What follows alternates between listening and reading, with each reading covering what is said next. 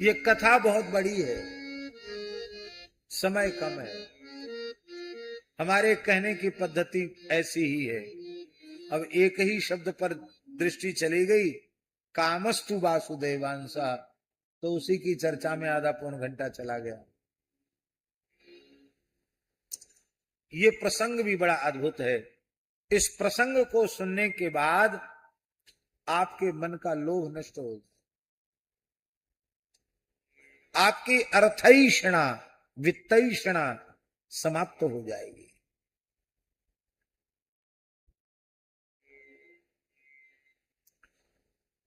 वित्त बुरा नहीं है, वित्तैषणा बुरी है। धन बुरा नहीं है, धन का उत्तम उपयोग करो। काहे बात में बुरा है धन? ये इतना सुंदर मंदिर बना है, अर्थ सही तो बना है। ये कथा हो रही है, इतने लोग प्रसाद पा रहे हैं, ये व्यवस्था कैसे हो रही है? अर्थ सही तो हो रही है।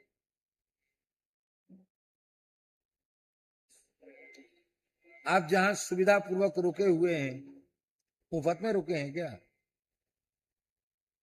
अर्थ सही तो हो रही है। तो अर्थ का उत्तम उपयोग ये बुरा थोड़ी है। अर्थ बुरा नहीं है, बस उसका उत्तम उपयोग, उत्तम विवेक पूर्वक, उसका उपयोग विवेक पूर्वक हो तो बुरा नहीं। पर अर्थ का लालच, अर्थ का लोभ, ये बहुत बुरी चीज। अर्थ की दुर्दशा का वर्णन है इस प्रसंग में। द्वारिका के रहने वाले सत्राजित, उनके एक ही बेटी थी सत्यभामा, और बेटा बेटा नहीं था। पर उनकी मन में आया धन की बड़ी भारी महिमा है, ये सोने की द्वारिका है तो श्री कृष्ण भगवान हो गए, द्वारकाधीश भगवान की जय।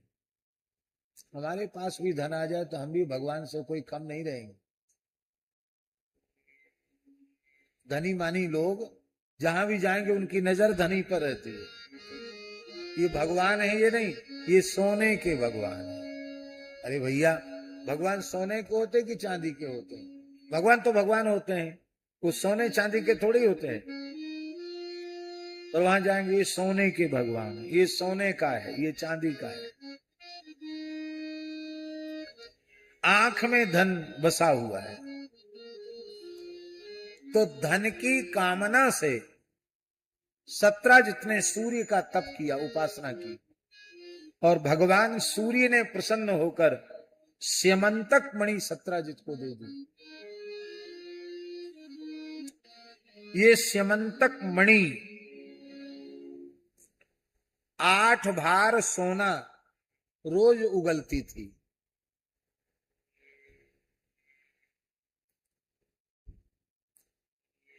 एक पल का नाप है 4 तोला।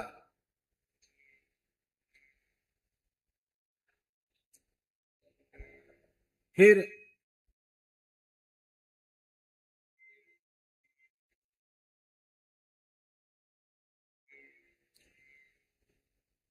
पूरा सब हिसाब लिखा है। 100 पल की 1 तुला, और 1 तुला का 20 भार,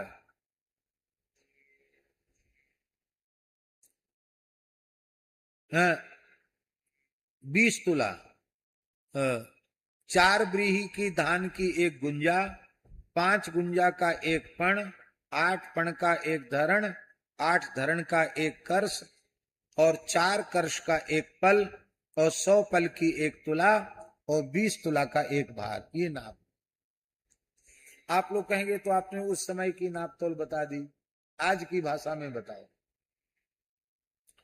तो आज की भाषा में 767 किलो सोना, वो 8 बार सोना होता है। फिर से सुन लो, 768,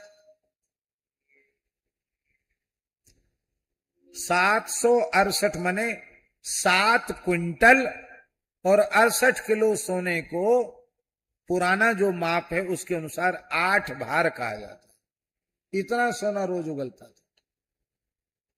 मोटा मोटी आप 8 कुंटल धर लो, या सर छोड़ दो तो 7 कुंटल धर लो। इतना सोना वो रोज उगलती थी मणि। भगवान श्री कृष्ण ने कहा कि ये मणि तुम सुरक्षा नहीं कर सकते हो, इसको महाराज उग्रसेन को दे दो, इतनी अमूल्य वस्तु राजा की सुरक्षा में रहेगी। आपको धन चाहिए तो रोज के रोज जितना मणि से धन निकले उतना आप ले जाया करो। आप अपनी बेटी को दो, अपने परिवार को दो, आप जैसे चाहो उसका उपयोग करो। हम लोगों को सोने की जरूरत नहीं है। सुरक्षा की दृष्टि से हमारी सलाह है इस मणि को उग्रसेन के यहां रख दो।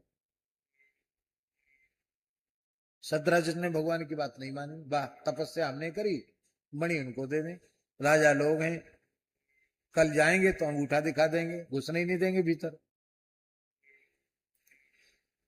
उसके भाई ने मणि ले ली। बोले भाई साहब आप तो सीधे साधे हो, आपसे तो छीन लेंगे, मैं एक बार मणि को गले में पहन के घूम आता हूं द्वारिका में, सबको पता चल जाए कि मणि तो सत्राजित ने अपने भाई प्रसेन को दे दी।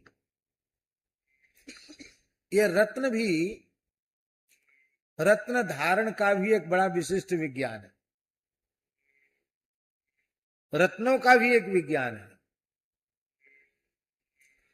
कौन सा रत्न धारण करे, कौन सा रत्न किसके अनुकूल है, कौन सा रत्न किसके प्रतिकूल है, हमें पता तो नहीं है, लेकिन हमने सुना है नीलम की बड़ी बड़ी घटनाएं कि नीलम पहना और रोडपति था, रोड छाप था, वो अरबपति हो गया। और ऐसा भी सुना कि अरबपति था वो रोड पे आ गया, अथवा वो ऊपर से कूद गया, दिमाग गर्म हो गया, ऊपर से कूद गया, मर गया। हमारे एक महात्मा है, जयपुर गए। अब पुखराज तो बृहस्पति का रत्न है ना, लेकिन ये रत्न भी सबके अनुकूल नहीं होता। कुंडली के अनुसार रत्न का विचार किया जाता है। बोले नहीं हम तो पुखराज पहनेंगे। मैंने किसी को दिखाया, बोले नहीं दिखाने की जरूरत नहीं।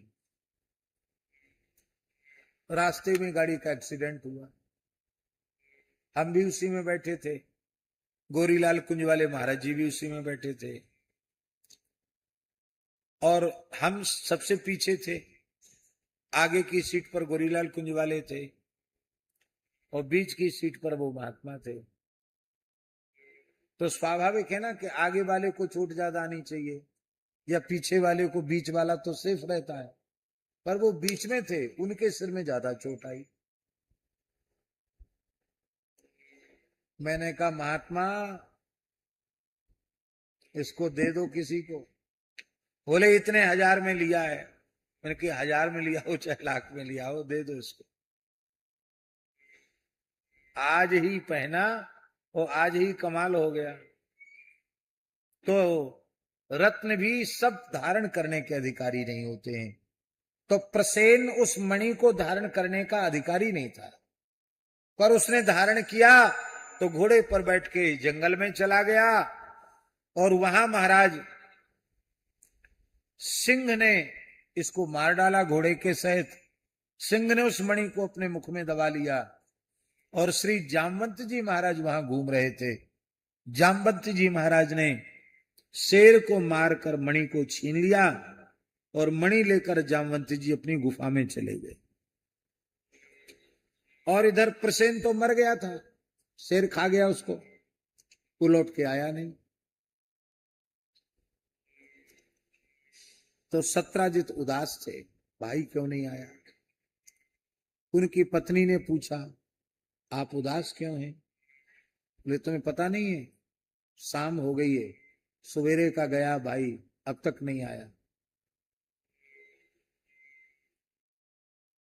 आ जाएंगे। बोले नहीं नहीं, इतने लंबे समय तक वो कभी रहता नहीं था, वो आ ही जाता है। हमको तो कुछ गलत आशंका लग रही है। कहा क्या? अरे बोले अब तुमसे क्या कहें। उसने कहा मुझसे क्यों नहीं कहोगे, मुझसे कहो। देखो अपने तक ही सीमित रखना। हमको ऐसा लगता है कि कृष्ण ने मेरे भाई को मरवा डाला या मार दिया और मणि को चुरा लिया है। मणि के कारण मेरा भाई मारा गया। लेकिन देखो अभी कोई पक्की खबर नहीं है, कहना नहीं किसी से। भला मैं क्यों कहूंगी। वो अपने पड़ोस में गई महाराज जी। उसने कहा तुम्हारे यहां तो मणि आई थी, बड़ा उत्सव मनाया जा रहा था, तुम उदास कैसे हो गई हो। क्या बताऊं जीजी। नहीं नहीं बताना तो पड़ेगा। नहीं बता नहीं सकती। मेरे मरे मुंह की सौगंध है, बताओ। माताओं में ऐसी बातें चलती हैं।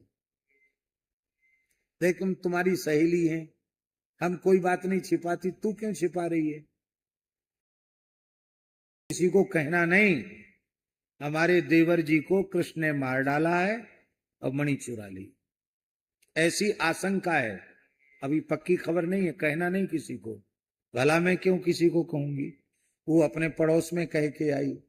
और महाराज माताओं माताओं में पूरे द्वारिका में ये हल्ला हो गया कि प्रसेन को मारकर श्री कृष्ण ने मणि चुरा ली।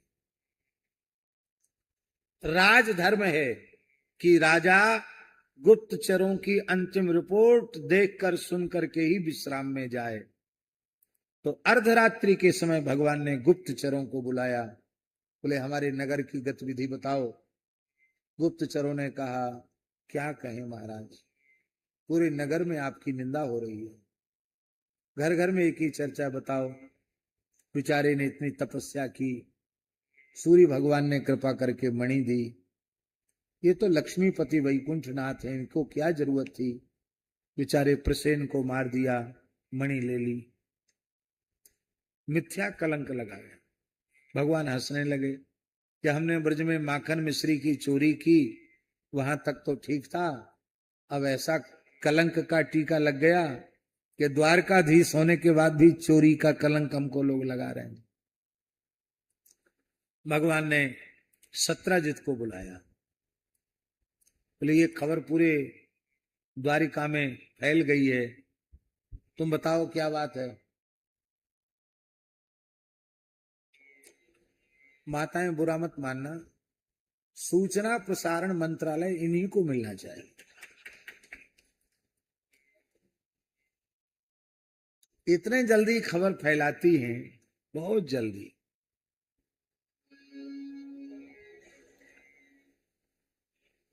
कोई सरकारी तंत्र नहीं लगा, मोबाइल का जमाना भी नहीं था, सोशल मीडिया का जमाना नहीं था, फिर भी सब जगह हल्ला हो गया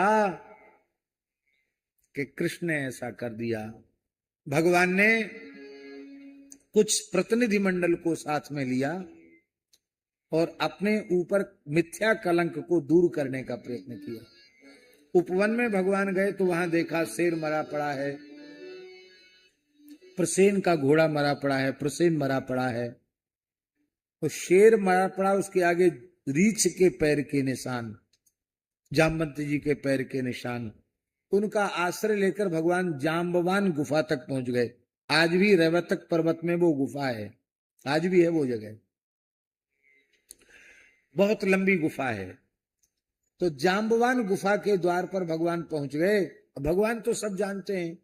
भगवान ने द्वारिका वासियों को कहा कि देखो तुम लोग 10-12 दिन तक हमारी प्रतीक्षा करना, यहां हम ना आवे तो हमारी चिंता मत करना, तुम लोग द्वारिका लौट जाना और मैं सकुशल लौटकर आऊंगा। वो लोग 10-12 दिन तक खड़े रहे। जब भीतर से कोई सूचना नहीं आई तो दुखी होकर के द्वारिकावासी द्वारिका आ गए और उन्होंने ब्राह्मणों से कहा कि श्री कृष्ण लौटकर आवे, इसका कोई अनुष्ठान आप करावें। तो उस समय द्वारिका के ब्राह्मणों ने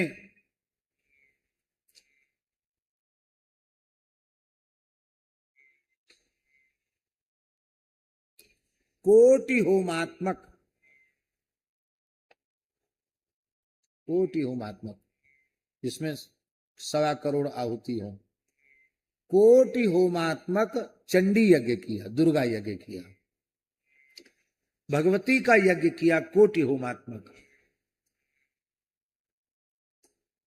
सबको उपासना में लगा दिया। अब एक प्रश्न है यहां कि द्वारका वासियों ने देवी यज्ञ ही क्यों किया, और कोई यज्ञ क्यों नहीं किया? बरो मत मानियो भैया,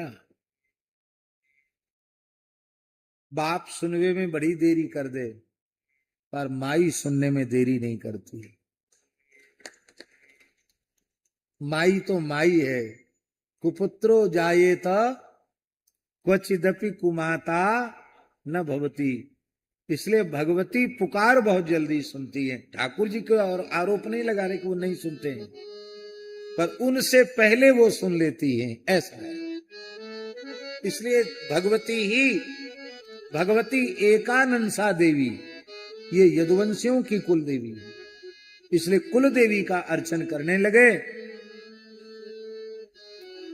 और भगवान जामवंत जी की गुफा में गए तो वहां एक छोटा बच्चा मणि से खेल रहा था। धाय बच्चे को खिला रही थी, वो मणि को लुढ़का रहा था इधर उधर। भगवान ने मणि पहचान ली। भगवान को आया हुआ देख करके वो धाय चिल्लाई, बड़ी जोर से चिल्लाई। अपरिचित पुरुष भीतर आ गया, उसको देख के चिल्लाई। हमको इसका अनुभव है, पदम जी प्रमाण है। पहली बार मुंबई गए थे लक्ष्मी नारायण जी के यहाँ, और उस समय तक वृंदावन में कोई लिफ्ट नहीं थी, हम लिफ्ट में नहीं चढ़े थे। उसके पहली बार बंबई में लिफ्ट में चढ़े, और वहां की लिफ्ट बहुत तेज चलती है क्योंकि कई मंजिला इमारतें होती हैं। तो हमारे बाराघाट वाले महाराज जी, हमारे साथ वाले लोग तो उतर गए, वो हमारे उतरते उतर उसका दरवाजा बंद हो गया। अब वो लिफ्ट सीधी ऊपर चली गई। हम तो इतना डरे, हम समझे नहीं कि कौन सा बटन दबाने से नीचे जाएगी, जानते ही नहीं थे। आप बोले भगवान के सहारे जहां जाएगी वहां पहुंचेंगे। जहां पहुंची तो वहां लोगों के तो फ्लैट रहते हैं, भीतर से बंद रहते मकान, तो एक स्विच रहता, उसमें दबाने से घंटी बजती है। तो हमने सोचा यहाँ लोग हमको अपने निवास तक पहुंचा देंगे। तो मैंने एक घंटी बजाई, कोई नहीं आया। तो हमने बार बार घंटी बजाई। एक देवी जी आई, नहा धो के आई थी, कपड़ा भी शायद पूरा नहीं था पहना, वो बड़े बड़े बाल उनके। मुझे देख के जोर से चिल्लाई, क्यों जटा जूट इतने लंबे चौड़े थे, लगे बाबा जी यहाँ कहां से आ गया। जैसे ही महाराज जी चिल्लाई, और मैं डरा, मैंने कहा अब पिटाई होगी। हाँ, मैंने कहा अब पिटाई होगी, अब जो भाग्य में लिखा होगा सो होगा, क्या करें।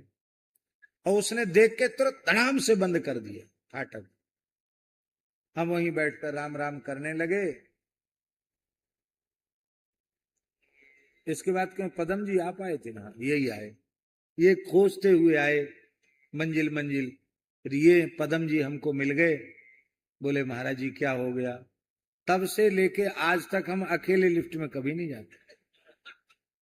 हाँ, भले ही मलुक पीठ में भी लिफ्ट लगी है, और अब तो सब जगह जहां जाते वहां लिफ्ट है, लेकिन अभी भी हम कोई दूसरा आदमी हो तो लिफ्ट में चढ़ते।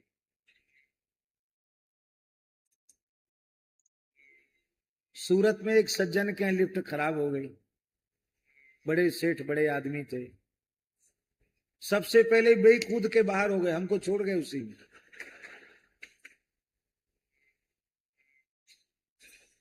हाँ, वो आजकल जैसी होती तो निकलना भी मुश्किल था, वो तो दूसरे ढंग की लिफ्ट थी। हमने कहा चलो सब भाग जाओ, अकेले हम छूट गए। फिर जैसे तैसे वो इंजीनियर को बुला के ठीक किया, ऊपर गए या जो भी। एक बार हम और गोरीलाल जी वाले महाराज जी बनारस में लिफ्ट में फंस गए, वो बीच में ही अटक गई, बड़ी मुश्किल से हाथ पकड़ के खींचना पड़ा तब बाहर आ पाए। तो जो चीज जितनी सुविधाजनक है उतनी खतरनाक। तो महाराज जी क्या हुआ कि वो चिल्लाई, तो जामवंत जी महाराज दौड़े हुए आए। उनको पूछना चाहिए, श्रीमान जी आपका परिचय क्या है, नाम क्या है, बिना पूछे घर में कैसे घुसे? कुछ नहीं पूछा, सीधे युद्ध शुरू।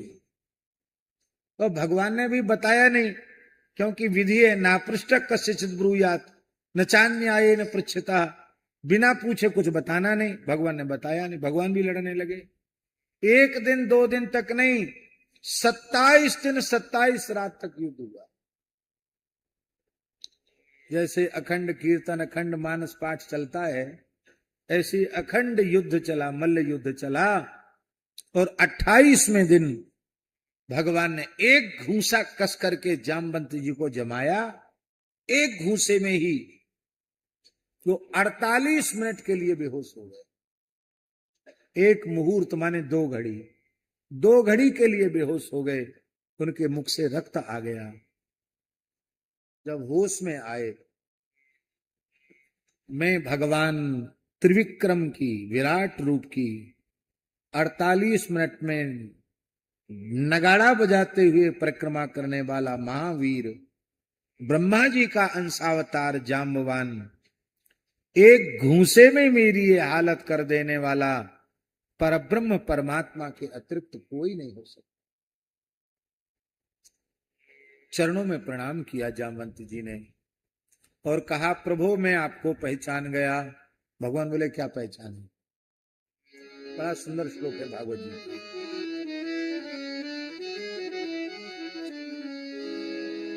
यस्ये सदुत्कलितरो सकटाक्ष मोक्षै वर्त्मादिशच्छुभित नक्रतिमिंगलोब्धि सेतुः कृतः स्वयस उज्ज्वलिता च लंका रक्षः शिरांसि भुवि पेतुर्षुक्षतानि। हे प्रभु मैं आपको पहचान गया, आप मेरे आराध्य इष्ट देव श्री राम हैं। आपने रामावतार में तनिक भ्रुकुटी टेढ़ी कर दी तो समुद्र का जल खौलने लग गया। आपके अमोघ तीखे बाणों से राक्षसों के मस्तक कट कट करके गिरने लगे। लंका आपकी वाणाग्नि से दग्ध हो गई। आप वह मेरे इष्ट आराध्य श्री राम हैं, मैं आपको पहचान गया। अब मिश्री जी, चतुर्भुज द्वारकाधीश सामने खड़े हैं, पर जामवंत जी को चतुर्भुज शंख चक्र गदा पद्मधारी भगवान का अनुभव नहीं हो रहा है, उनको धनुर्वाणधारी राम जी का अनुभव हो रहा है। इसी को कहते हैं इष्ट के प्रति अनन्य भाव। इष्ट प्रेम हो तो ऐसा हो कि द्वारकाधीश खड़े हैं पर अवधेश दिखाई पड़ रहे हैं, धनुर्वाणधारी राम जी दिखाई पड़ रहे हैं। बोले, भगवान आप मेरे इष्ट देव आराध्य श्री राम जी हैं, आपको मैं पहचान नहीं पाया, आपकी कोई सेवा पूजा नहीं कर पाया। भगवान ने हंसकर कहा, 27 दिन 27 रात से सेवा पूजा ही तो कर रहे थे, कभी लात से कभी घूंसा से। मैं तो अपने भक्त की प्रत्येक क्रिया को सेवा पूजा ही मान लेता हूं। इस समय मेरा अवतार यदुवंश में हुआ है। मैं वसुदेव नंदन देवकी नंदन द्वारिकाधीश श्री कृष्ण हूं।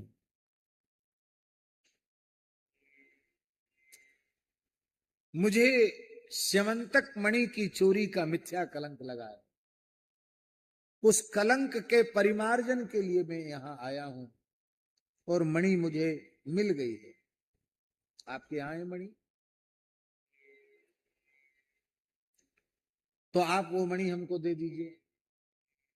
जिससे मैं सत्राजित की मणि सत्राजित को दे सकूं और सारा इतिहास बता सकूं कि देखो भाई, मैं चुराने वाला नहीं हूं, मैं तो युद्ध करके लाने वाला हूं, लो अपनी संभालो वस्तु।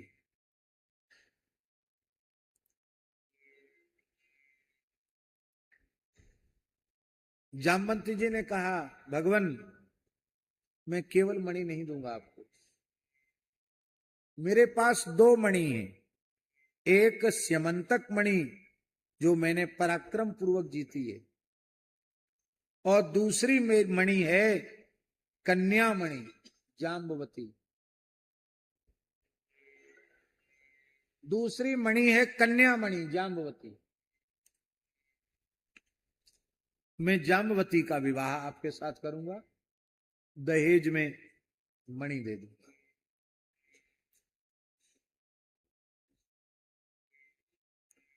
दहेज की बात थोड़ी और स्पष्ट कर दें।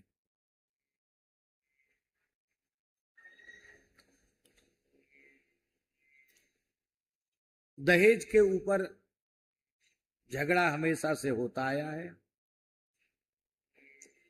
अभी भी हो रहा है, आगे भी जब तक दुनिया रहेगी कुछ ना कुछ झगड़ा होता रहेगा। पर एक प्रश्न है, ये हमारे यहां व्यवस्था क्यों रही? दहेज का वर्णन रामचरितमानस में भी आता है और हमारे ग्रंथों में आता है। तो जिस परंपरा के कारण अनगिनत नारियां क्रूर अत्याचार की आग में जला दी गई, जल गई, नष्ट हो गई, ऐसी बुरी प्रथा हमारे यहां क्यों आई? यह प्रश्न है। और इस प्रश्न का शास्त्रीय समाधान क्या है? इसका शास्त्रीय समाधान यह है कि पुत्र और पुत्री दोनों ही पैतृक संपत्ति में समान अधिकारिणी है। वर्तमान का कानून भी यही कहता है, लेकिन वर्तमान का कानून शास्त्रीय नहीं है, अशास्त्रीय है। पुत्र और पुत्री का पिता की संपत्ति में समान भाग है, तो पुत्री का जो भाग है वो उसके विवाह में दहेज के रूप में दिया जाता है।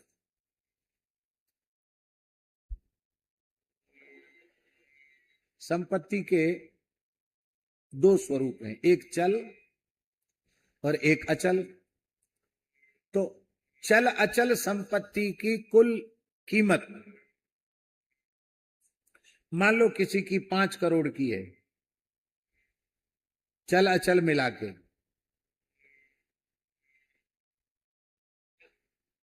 और उसके 4 पुत्र हैं और 1 पुत्री है, मान लो उदाहरण। तो अपनी संपत्ति के वो चल अचल संपत्ति मानो 5 करोड़ की है और 5 संतान है, तो 1 के भाग में कितनी आई? 1 करोड़। तो 1 करोड़ जो हिस्सा है वो भाई का नहीं है, पिता का नहीं, वो कन्या का है, तो उसको दे दो। यही परंपरा रही है। इस परंपरा से लाभ क्या था? देने वाला अहम शून्य होकर देता था, लेने वाला विनम्रता पूर्वक लेता था, और बहन कभी भाई की संपत्ति पर दावा नहीं करती थी। तो भाई बहन का प्रेम बना हुआ था। सरकारी कानून आया कि घर घर में झगड़ा हो गया, ससुराल में तो झगड़ा है ही है, और बाप की संपत्ति में भी केस मुकदमे चल रहे हैं कि नहीं चल रहे हैं? अब वो चीज गलत है कि पिता की हैसियत कम की है और उनकी मांग इतनी ज्यादा है कि तुम चाहे मकान बेचो, चाहे खेत खलिहान बेच दो, चाहे अपने को बेच दो और हमारा पेट भरो। ऐसे अर्थ लोलुप नर पिशाचों का पेट कभी भरने वाला नहीं। तो कान खोलकर सुन लो, ऐसे लोग कन्या दान लेने के अधिकारी नहीं है। ऐसे लोगों को अपनी कन्या नहीं देना। जो कन्या को रत्न माने, अमूल्य रत्न माने, अपने घर की लक्ष्मी माने, ऐसे सज्जनों के यहां ही अपने वर्ण और अपनी मर्यादा के अनुसार कन्या देनी चाहिए। आपसे कम कमजोर है कोई व्यक्ति, लेकिन सच्चरित्र है, ईमानदार है, पुरुषार्थी है, तो आपको भगवान ने सामर्थ्य दी है, तो आप उदारता पूर्वक उसको कन्या दो और उसे मकान दुकान बनाकर मजबूत कर दो।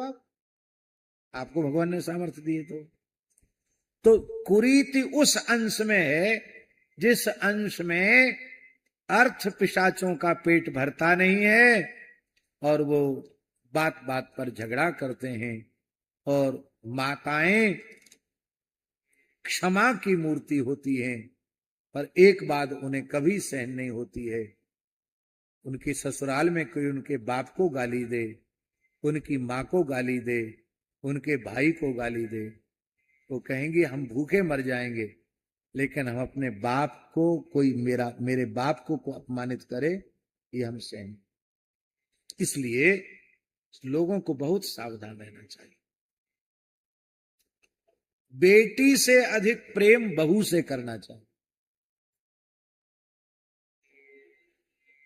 आप बेटी से अधिक प्रेम बहू से करेंगी तो आपकी बेटी जहां जाएगी उसको भी वैसा ही प्रेम मिलेगा। आप बहू बेटी में भेद करती हैं तो जो जस करे सो तस फल चाखा, वही फल फिर उसको वहां जाके चखना पड़ता है। इसलिए प्रेम सौहार्द बना रहे। हमारा धर्म सौहार्द बढ़ाने वाला है, हमारा धर्म सौहार्द मिटाने वाला नहीं है। इसलिए जो परंपरा दहेज की है वो अनुचित नहीं, उसका जो विकृत रूप आ गया है समाज के सामने वो बुरा है। भगवान जाम्बवती को लेकर के आए और देखो भगवान की लीला। यज्ञ की पूर्णाहुति चल रही थी, पूर्णाहुति की तैयारी हो रही थी। सपाद कोटि होमात्मक चंडी यज्ञ की पूर्णाहुति का क्षण था, तैयारियां पूर्णाहुति की चल रही थी। उसी समय भगवान जाम्बवती के साथ पधारे।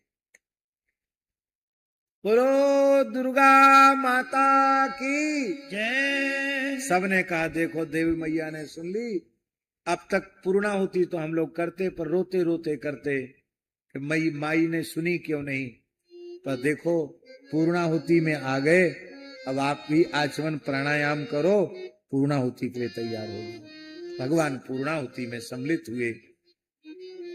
ये मणि की कथा यहीं पूरी नहीं हुई,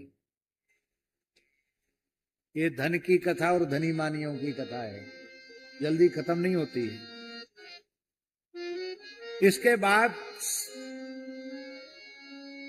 एक चर्चा चल पड़ी द्वारिका में, इसी को कहते दुरंगी चाल संसार की।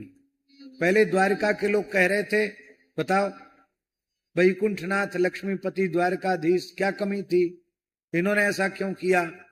अब वही द्वारिका के लोग कहने लगे अरे राम राम, लक्ष्मीपति वैकुंठनाथ रुक्मिणीनाथ साक्षात द्वारिका नाथ, उन्हें इसकी मणि की क्या जरूरत, ये बड़ा नीच है सत्राजित, इसने भगवान को मणि की चोरी लगाई, ये द्वारिका में रहने लायक नहीं है, भगाओ मारो इसको यहां से, निकालो यहां से। अब वो बेचारा छोड़ के कहां जाए, भगवान का विरोधी सिद्ध हो गया, बाहर तो जान नहीं बचेगी उसकी। तो उसने अपनी बेटी का ब्याह भगवान के साथ करने का निश्चय किया। बोले प्रभु जो गलती हुई है क्षमा करें, ये बेटी ले लो। भगवान ने देखा रो रहा है, शरण में आया, बोले ठीक है, तुम्हारी बेटी सुलक्षणा है, सत्यभामा भूदेवी का अवतार है, मैं स्वीकार करता हूं, दहेज में मणि को ले लो। भगवान बोले हाथ जोड़ते हैं, इस मणि को हमको नहीं चाहिए, ये अपने ही पास रखो, ये कलंक की जड़ है। जिस वस्तु से धर्मशास्त्र में लिखा है सज्जन व्यक्ति को जिस वस्तु के संग्रह से कलंक लगे, वो वस्तु चाहे जितनी अधिक हमारे जीवन में उपयोगी हो, उसको अपने से अलग कर देना चाहिए, और एक बार जिससे कलंक लगा उस वस्तु को अपने जीवन में दोबारा नहीं आने देना चाहिए। ये व्यवस्था है। भगवान ने कहा मैं मणि छूऊंगा नहीं, मणि तुम अपने पास ही रखो। तो सत्यराजित ने महाराज जी क्या उत्तर दिया? बोले मैं क्या करूंगा, मेरे तो एक बेटी थी, मैंने ब्याह कर दिया। तो बोले अब ये तुम्हारा विषय है कि मैं क्या करूं, मैं नहीं जानता, अब मणि नहीं लूंगा। तो उसने कहा कि मैं मणि अपने, आप तो ले नहीं रहे हैं, तो हमारी लड़की के जो लड़के होंगे, संतान होगी, देवते हमारे जो होंगे, मैं उनको दूंगा। भगवान ने कहा ये तुम्हारी इच्छा है, हम कुछ नहीं बोलते इस समय। अभी भी कथा पूरी नहीं। शतधन्वा और अक्रूर जी दोनों खड़े होकर बातचीत कर रहे थे। अक्रूर जी जो थे वो सत्यराजित के मित्र थे। तो कृतवर्मा, अक्रूर, ये दोनों बात कर रहे थे, और तीसरा शतधन्वा आकर खड़ा होकर सुनने लग गया। दो लोग बात कर रहे हो तो तीसरे को दूर खड़ा होना चाहिए, उनकी नहीं सुननी चाहिए, बोलना तो बिल्कुल नहीं चाहिए। द्वाभ्याम तृतीयो न भवामि मूर्खा, दो के बीच में बोलने वाला तीसरा मूर्ख माना जाता है। ये पूछ गया, खड़ा हो गया, क्या हो रहा है? अक्रूर जी ने कृतवर्मा से कहा कि देखो मेरा मित्र है, मैं कोई मने थोड़ी करता कि कृष्ण के साथ विवाह मत करो, पर हमसे पूछा तक नहीं, किसी से नहीं पूछा। कृतवर्मा बोला हमारा भी मित्र है, हमसे भी नहीं पूछा। ये एक बड़ी समस्या संसार। कोई अच्छा काम हो गया और नहीं पूछा तो क्या तकलीफ है आपको? नहीं पूछा, नहीं पूछा, काम बढ़िया हो गया, पूछने की क्या जरूरत पड़ गई?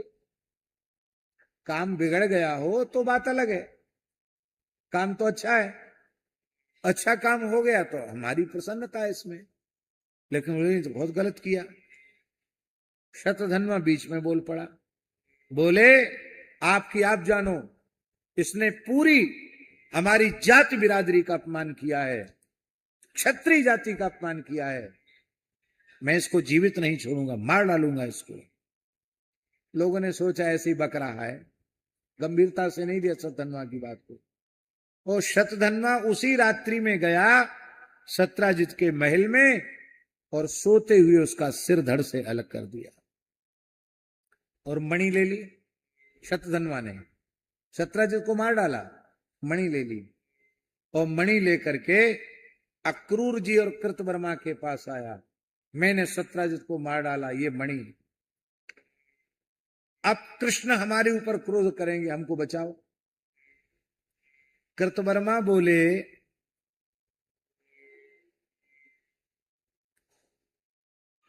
कि ब्रह्मादि देवताओं के भी जो वंद्य हैं, सेव्य हैं, ऐसे कर्तुम अकर्तुम अन्यथा कर्तुम समर्थ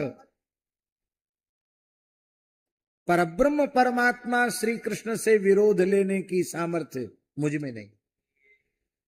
ये तुमसे किसने कहा था कि उसको मार डालो? तुमने अपनी इच्छा से मारा, तुम जानो, मैं इसमें तुम्हारी कोई सहयोग नहीं कर सकता। तो उसने अक्रूर जी के चरण पकड़े रोते हुए, महाराज बचा लो मुझे। अक्रूर जी ने कहा गोवर्धन पर्वत को अपने बाएं हाथ की कनिष्ठिका उंगली पर, जिन्होंने बिना किसी श्रम के 7 दिन 7 रात्रि तक धारण किया, इंद्र के मान का मर्दन किया, इंद्र जिनकी शरण में आया, उन इंद्र महेंद्र से वंदित श्री कृष्ण से मैं विरोध लूं? मैं भी तुम्हारी रक्षा नहीं कर सकता। तो उसने कहा मणि तो रख लो, मैं अपने को बचा लूंगा कहीं भी जाकर के। तो मणि देखी अक्रूर जी ने, देखो धन कितनी बुरी चीज है, 8 बार सोना उगलती है, वो यही है मणि, ये तो हम ले लेंगे, कोई बात नहीं, तुम जाओ अपने प्राण बचाओ। अक्रूर जी भी बहुत कुशल, अक्रूर जी वहां रुके नहीं, क्योंकि चोरी का माल हमारे पास बरामद होगा तो हम चोर साबित होंगे। तो अक्रूर जी उस मणि को लेकर तत्काल भागे, वहां से काशी चले गए। काशी में इनके पिता जो स्वफल्क जी थे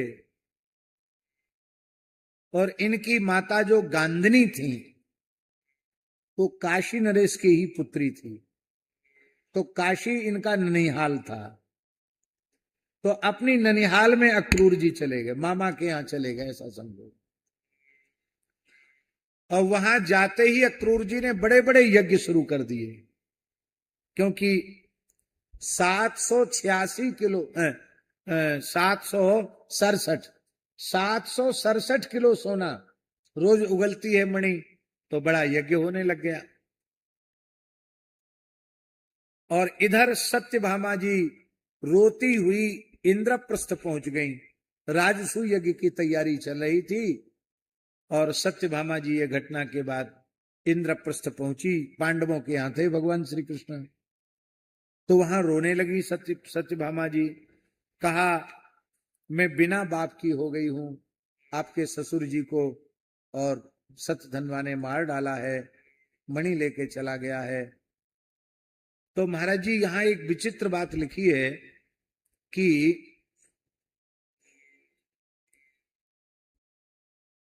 अहो न परमम कष्टम इत्यस्राक्षौ विलेपतु। भगवान सुनते ही जोर जोर से रोए, हाय मैं मारा गया है। अहो न अस्माकम न परम परमो परम कष्ट है, बताओ हमारे ससुर जी चले गए। विलेपतु द्विवचन का प्रयोग है। विलेपतु माने अकेले नहीं रोए, दाऊ जी भी संग में रोए। अकेले रोना अच्छा नहीं लगता, संग में कोई रोए तो थोड़ा सहारा मिलता है। दाऊ जी क्यों रोए? दाऊ जी इसलिए रोए कि कृष्ण रो रहे हैं, कृष्ण को रोते देखकर दाऊ जी रोने लगे। आप कहेंगे संसारी पुरुषों की तरह भगवान सच्चिदानंद घन है, सच्चिदानंद रूपाय विश्वोत्पत्ति आदि हेतुवे, उनको रोने की क्या जरूरत पड़ गई? भगवान ने ये बताया अपने लीला के माध्यम से कि संसार में तुम्हारे व्यवहार क्षेत्र में यदि कोई तुम्हारे रोने से प्रसन्न होता हो तो रो लो, हंसने से प्रसन्न होता हो तो हंस लो, भीतर से अपनी स्थिति में रखो। भगवान ने सोचा इस समय सत्यभामा जी को समाधान कैसे मिलेगा। मैं कहूं रो मत, मैं अपराधी को दंड दूंगा तो इनको कुछ समाधान तो होगा, लेकिन भीतर से इनके मन में आएगा मेरे बाप के मरने का कोई कष्ट इनको नहीं। क्यों होगा? मेरे बाप से तो भीतर से चिढ़ मानते हैं कि उसने कलंक लगाया, इसलिए न्याय तो किया पर इनका मेरे पिता से प्रेम नहीं है। माताएं ज्यादा खुश तब होती हैं जब उनको पता चलता है कि मेरे पति का मेरे पिताजी से बहुत प्रेम है, अपने बाप से भी ज्यादा ससुर जी के लिए रो रहे हैं, तब ये ज्यादा खुश होती हैं। तो भगवान ने कहा सत्यभामा जी को ही खुश करना है, इतना रोए कि सत्यभामा जी का रोना बंद हो गया। बोले मुझे तो सब कुछ मिल गया, आप मेरे पिताजी से इतना प्रेम करते हैं, उनके लिए इतना रो रहे हो, महाराज अब रोना बंद करो, आगे क्या करना है, संस्कार आपको ही करना पड़ेगा। भगवान ने दाऊ जी के साथ शतधन्वा का पीछा किया, मिथिला में जाकर शतधन्वा को मारा, पर शतधन्वा के कपड़े की तलाशी ली गई, मणि नहीं मिली। क्यों? मणि थी नहीं, उसने तो क्रूर जी को दे दी थी। दाऊ जी ने पूछा क्यों मणि मिल गई? भगवान बोले दादा शतधन्वा मारा भी गया और मणि भी नहीं मिली, जिंदा रहता तो उसको पूछते कहां है मणि, अब मर गया तो पूछ नहीं सकते। दाऊ जी सुनकर स्तब्ध से रह गए और बोले अब तुम द्वारिका लौट जाओ, मैं मिथिला की सीमा में आ गया हूं, यहाँ के राजा बहुलाश्व जनक बड़े ज्ञानी हैं, बड़े उच्च कोटि के तत्वज्ञ महापुरुष हैं, मैं उनके पास कुछ दिन सत्संग करूंगा, अपने मन को शांत करूंगा, तुम लौट जाओ। भगवान सोचने लगे कि जो बलराम जी कभी हमारा साथ न छोड़ने वाले, आज बलराम जी ने साथ छोड़ दिया हमारा, क्यों छोड़ा? बहुत ध्यान से सुने, है तो परमात्मा की लीला पर ये नर लीला है, ये नर नाट्य है। नर नाट्य हम लोगों को सीख देने के लिए, भाई भाई में भी विरोध की जड़ धन है, इसलिए प्रेम के बीच में धन को मत रखो, प्रेम के बीच में केवल प्रेम को रखो, धन को बीच में मत रखो। दाऊ जी के मन में आ गया, ये श्री कृष्ण छिपाने की कला में तो पहले से ही बहुत चतुर हैं, बचपन से हम इनको जानते हैं। रास में गाते ना महाराज जी, कहूं भाग न जाए मेरी मुदरी को चोर। ये तो मुदरिया चोरी लीला भी तो करते हैं।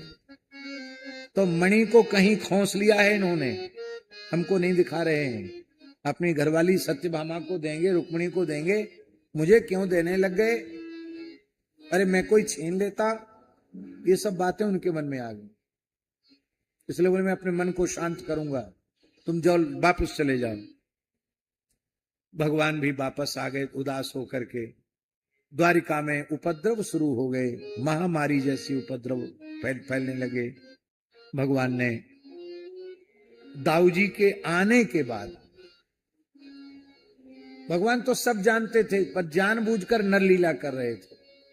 भगवान ने अक्रूर जी को बुलवाया और भरे दरबार में जब अक्रूर जी आए तो भगवान ने कहा, चाचा जी मणि तो आपके पास है, आप छिपा नहीं सकते हमसे, क्योंकि मैं बिना बताए सब जानता हूं। बिना मणि के आप इतने बड़े बड़े यज्ञ नहीं कर सकते। आपको काशी के पंडितों ने दानपति की उपाधि दी है, बुरा नहीं मानना। काशी के जो पंडित हैं, विद्वान हैं, वो उपाधियां बांटने में बहुत उदार हैं। आप भी कुछ पैसा खर्च करो तो आप जो चाहो सो उपाधि आप ले सकते हो। पर मेरी बहुत विनम्र प्रार्थना है, पैसा लेकर किसी को उपाधि नहीं देनी चाहिए। योग्यता का विचार करके ही उसका सम्मान करना चाहिए। अब पैसा लेकर आपको उपाधि मिल गई, इसका मतलब है वहां भी भ्रष्टाचार आ गया। पर मैं आरोप नहीं लगाता कि काशी के ब्राह्मण ऐसे जो पैसा लेके देते हैं। हमने काशी के ब्राह्मणों को, काशी विद्वत परिषद को 1 रुपया नहीं दिया। पूज्य गुरुदेव भक्तमाली जी के सुमेरु महोत्सव में, शताब्दी महोत्सव में पूज्य श्री रमण रीति वाले महाराज जी कथा कर रहे थे। काशी विद्वत परिषद आया था उस उत्सव में और उन्होंने कहा कि हम लोग सब काशी के विद्वान आए हैं तो बिना आपका सम्मान किए जाएंगे नहीं। तो उन्होंने भागवत सम्राट की उपाधि हमको लिखित रूप में प्रदान की। लेकिन मैंने आज तक किसी भी अपने पोस्टर बैनर में भागवत सम्राट नहीं लिखा। हमने कहा भी वहां कि आप लोग दे रहे हैं, और उन काशी के पूज्य विद्वानों ने कहा, उनमें से 1-2 तो पधार भी गए, बड़े बूढ़े थे, उन्होंने कहा महाराज देश में बहुत कथाएं चल रही हैं, लेकिन हम काशी के विद्वान टीवी पर कथा आती है तो केवल आपकी कथा सुनते हैं, पर हम लोग किसी की नहीं सुनते। या तो स्वामी करपात्री जी को सुनते थे या उसके बाद आपको सुन रहे हैं, हम किसी को सुनते नहीं हैं। तो हम लोग कोई आपसे कुछ लेके थोड़ी दे रहे हैं, पर एक एक भागवत के अंश की इतनी सूक्ष्म व्याख्या आप प्रस्तुत करते हैं कि हम लोग अत्यंत प्रसन्न होकर के आपको उपाधि दे रहे हैं। लेकिन हमने उस उपाधि को उनके भाव को रखने के लिए लिया, लेकिन हृदय से मैंने उसे अंगीकार नहीं किया। मैं अपने को भागवत कथा का वक्ता ही नहीं मानता, मैं वक्ता नहीं हूं। ये जो कुछ कह सुन करके अपनी वाणी को पवित्र करता हूं, इसमें पूज्य सदगुरुदेव भगवान श्री भक्तमाली जी के चरणामृत, उनके अधरामृत, उनकी कृपा का ही यह दिव्य परिणाम है कि हम कुछ भगवत चर्चा करके अपने को आनंदित करते हैं और जो लोग सुनते हैं वो आनंदित होते हैं। इसमें हमारी कोई विद्या का वैभव नहीं है, यह केवल समर्थ सदगुरु भगवान की कृपा ही है। और आज हम एक बात स्पष्ट और कर दें अपनी ओर से, हमने भागवत की पहली कथा 1992 में कही। कब कही? 1992 में पहली कथा कही, और वो भी जयपुर महानगर में की। तारकेश्वर महादेव हैं वहां प्रधान, पहले स्मशान रहा है वहां एक ताराचंद जी करके एक बहुत बड़े विद्वान थे, वे आयोजक थे, और प्रेत बाधा की निवृत्ति के लिए कथा, भयंकर प्रेतों का उपद्रव था पूरी कोठी में। उस कथा को कहना था तो पूज्य गुरुदेव भक्तमाली जी को, पर महाराज जी अग्रपीठ के प्रकाशन में व्यस्त थे, तो महाराज जी ने हमको भेज दिया। और हम जब वहां पहुंचे, हमने भागवत की एक मूल आवृत्ति भी नहीं पढ़ी थी। हम व्याकरण के छात्र तो थे, लेकिन भागवत का विधिवत हमने अध्ययन नहीं किया था। 2 समय की कथा, संगीत उस समय था नहीं। अब एक अपनी अनुभूति हम भगवान के सामने, आप सब संतों के सामने रख रहे हैं। मंगलाचरण तो हमको याद था, तो पहले दिन जब कथा में बैठे तो मंगलाचरण तो हमने कर दिया। करने के बाद अब एकदम माघ का महीना था, बसंत पंचमी का दिन था, बसंत पंचमी से कथा शुरू की, और हमके पसीना हो गया हमको। अब प्यारे भाइयों, सज्जनों, बहनों, क्या कहें, सब भूल गए। मंगलाचरण के बाद सब भूल गए। मैंने कर लिया, अब तो ये बैठते ही तो ये दशा हो गई, अब क्या बोलेंगे। तो तुरंत हमें रामचरितमानस की एक चौपाई याद आई। उस एक चौपाई का कमाल, श्री गुरु पद, गुरु पद,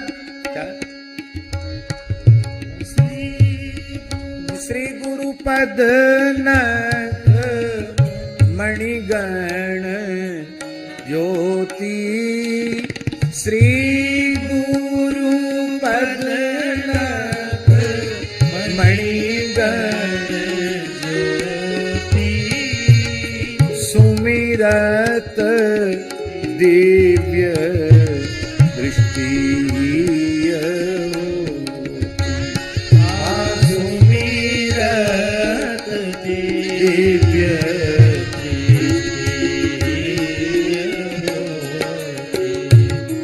ये चौपाई स्मरण में आई, और हमने नेत्र तो बंद थे ही, पूज्य सद्गुरु भगवान भक्तमाली जी के चरणों का ध्यान किया, उनके दक्षिणांगुष्ठ नकमणि चंद्रिका का ध्यान किया, और प्रार्थना की कि अब मैं तो कुछ नहीं, आप ही बैठकर जो बोलना चाहें वो बोल दीजिए।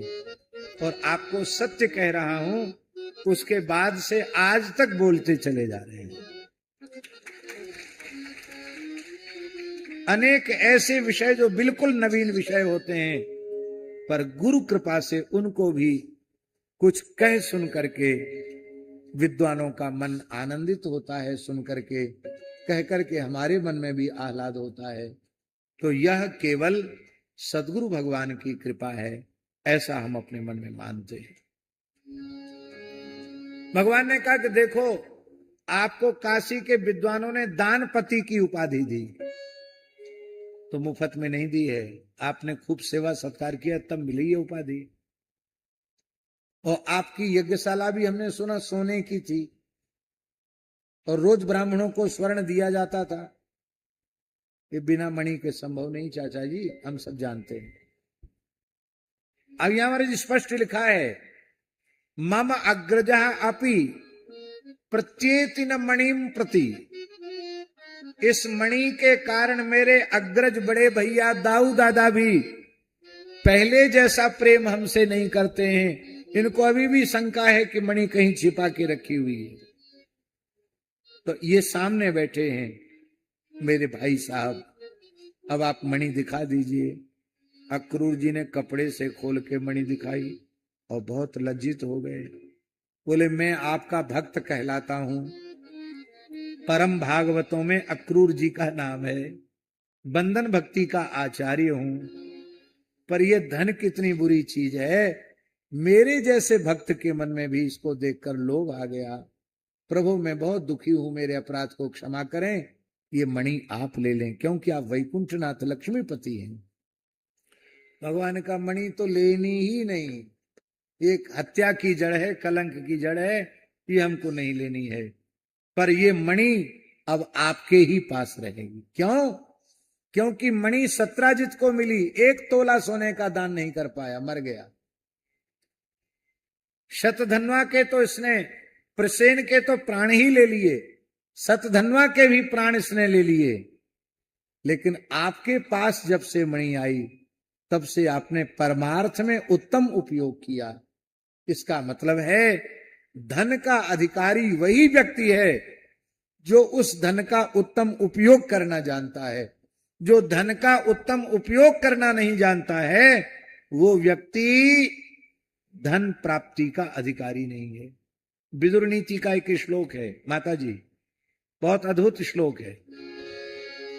विदुर जी महाराज कह रहे हैं महाभारत में, द्वावंभसि निवेष्टव्यौ गले बद्ध्वा दृढ़ाम शिलाम धनवंत मदातारम दरिद्रम चा तपस्विनम। विदुर जी कह रहे हैं 2 लोगों को जिंदा रहने का अधिकार नहीं है। कौन? जो धनीमानी होकर दान नहीं करता और जो गरीब होकर तपस्या नहीं करता। जो गरीब होकर धनहीन होकर तप नहीं करता और जो धनवान होकर दान नहीं करता, ऐसे 2 लोगों के गले में मोटा पत्थर बांध के गंगा जी में डुबा देना चाहिए, जीवित जल समाधि कर देनी चाहिए। ये विदुर जी बोले। तो आपने धन का उत्तम उपयोग किया, इसलिए आप इसके अधिकारी हैं। और श्री अक्रूर जी कुबेर का अंशावतार माने जाते हैं। तो कुबेर धनाध्यक्ष हैं, इसलिए भगवान ने जिसके लायक वस्तु थी उन्हीं को दे दी। इस मणि के चरित्र को जो सुनता है, उसको झूठा लगा हुआ कलंक नहीं लगता, समाप्त हो जाता है। बोलो भक्तवत्सल भगवान की जय। इसके बाद भगवान का 4था विवाह श्री यमुना जी के साथ संपन्न हुआ। भगवान का 5वां विवाह नग्नजित की पुत्री, जो छत्तीसगढ़ के राजा थे नग्नजित, उनकी बेटी नागनजिती के साथ भगवान का 5वां विवाह संपन्न हुआ।